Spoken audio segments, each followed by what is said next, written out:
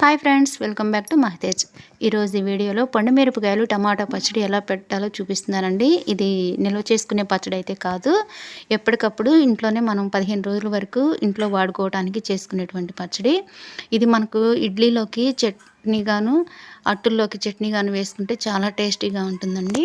ఈ పండు మిరపకాయలని నీళ్ళల్లో వేసి కడిగి వడగిన్నెలో వేసి ఆరిన తర్వాత పొడి క్లాత్ పెట్టి తుడుచుకోవాలి. పండు మిరపకాయలో ఏమైనా తడి ఉన్నట్లయితే ఫ్యాన్ కింద 10 నిమిషాలు ఆరబెడితే చక్కగా ఆరిపోతాయి. అప్పుడు తొడియాలు తీసుకుని ఒక గిన్నెలోకి పెట్టుకోవాలి. టమాటాలను కూడా అదే విధంగా నీళ్ళల్లో వేసుకొని శుభ్రంగా కడుక్కోవాలి. వాటిని వడగిన్నెలో వేసి ఆరిన తర్వాత పొడి క్లాత్ పెట్టి తుడుచుకొని ఫ్యాన్ కింద ఆరబెట్టుకోవాలి. బాండీ గిన్నెలో నూనె వేసుకుని నూనె కాగుతూ ఉంటుంది. ఒక్కొక్క పండు మిరపకాయకి ఇలా మధ్యలో ఘాటు అయితే పెట్టుకుంటున్నాను, ఎందుకంటే ఈ పండు మిరపకాయలు ఘాటు పెట్టుకోవడం వల్ల చింది మీద పడకుండా ఉంటాయి. ఈ పండు మిరపకాయలన్నీ కూడా ఒక 1/4 కేజీ కూడా ఉండవండి, కొంచెం తక్కువగానే ఉంటాయి. ఈ మిరపకాయల్లోకి 3 స్పూన్ల కల్లుప్పు అయితే వేసుకుంటున్నాను. ఇవి కదుపుకుంటూ స్టవ్ను మీడియం ఫ్లేమ్లో పెట్టుకొని మిరపకాయలు వేయించుకోవాలి. ఈలోగా మనం టమాటాలని చిన్న చిన్న ముక్కలుగా కట్ చేసుకుని పక్కన పెట్టుకుందాము. ఈ పండు మిరపకాయల పచ్చడికి 1/2 కేజీ టమాటాలను తీసుకున్నాను.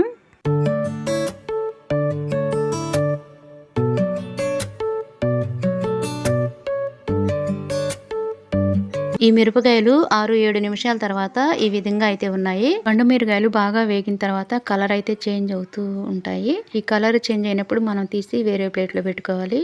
చూడండి, వీడియోలో చూపించిన విధంగా అయితే ఉండాలి. అదే బాండీ గిన్నెలో ముందుగా కట్ చేసి ఉంచుకున్న టమాటా ముక్కలు వేసుకొని మీడియం ఫ్లేమ్లో పెట్టుకొని వేయించుకోవాలి. ఈ టమాటాలు ఉడుకుతూ ఉన్నప్పుడు 50 గ్రాముల చింతపండు పెట్టుకోండి, వీడియో మిస్ అయింది. ఒక 5 నిమిషాలు టమాటాలు బాగా ఉడికిన తర్వాత ఈ విధంగా గుజ్జు గుజ్జుగా వస్తుంది.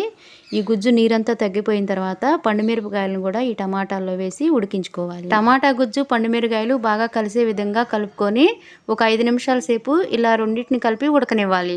ఇలా ఉడికిన తర్వాత స్టవ్ ఆఫ్ చేసుకుని ఫ్యాన్ కింద చల్లారబెట్టుకోవాలి. చల్లారుతూ ఉంటుందండి. అంతలోకి ఇంకొక పొయ్యి మీద బాండీ గిన్నెలో నూనె వేసుకుని నూనె వేడెక్కిన తర్వాత పచ్చిశనగపప్పు, చిన్నుల్లిపాయలు, తాలింపు గింజలు, జీలకర్ర, కరివేపాకు వేసుకొని వేయించుకోవాలి. ఈ తాలింపు వేగిన తర్వాత స్టవ్ ఆఫ్ చేసుకుని పక్కన పెట్టుకొని ఈ తాలింపుని కూడా చల్లారనివ్వాలి. నూనె చల్లారుతూ ఉంటుంది.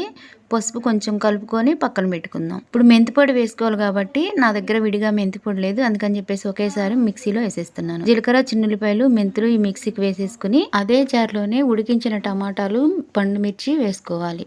ఇది మెత్తగా వేయించుకున్న తర్వాత ఒక గిన్నెలోకి ఈ పచ్చడిని అంతా తీసుకోవాలి. ఉప్పు సరిపోయిందో లేదో ఒకసారి చెక్ చేసుకుని సరిపడా ఉప్పు వేసి కలుపుకోవాలి. బాగా కలవటం కోసం ఒకసారి మిక్సీకి వేసుకుంటే సరిపోతుంది. మిక్సీలో ఉన్న పచ్చడిని తీసి ఒక గిన్నెలోకి సర్వ్ చేసుకోవాలి. ముందుగా తాలింపు చేసి పెట్టుకున్నాం కదా, ఆ నూనె చల్లారిపోయింది. ఇప్పుడు ఆ పచ్చడి గిన్నెలో వేసుకొని కలుపుకోవాలి. నూనె పచ్చడిలో ఎక్కువగా కనిపిస్తుంది కదా, కానీ పచ్చడి అంతా కలుపుకుని ఒక 10 నిమిషాలు ఆరేసరికి నూనె అంతా కలిసిపోతుంది. ఈ పచ్చడి వేడివేడి అన్నంలో వేసుకుని కొంచెం నెయ్యి వేసుకుంటే చాలా చాలా టేస్టీగా ఉంటుంది. మీకు ఈ వీడియో నచ్చితే లైక్ చేయండి, షేర్ చేయండి, సబ్స్క్రైబ్ చేయండి. Thank you friends.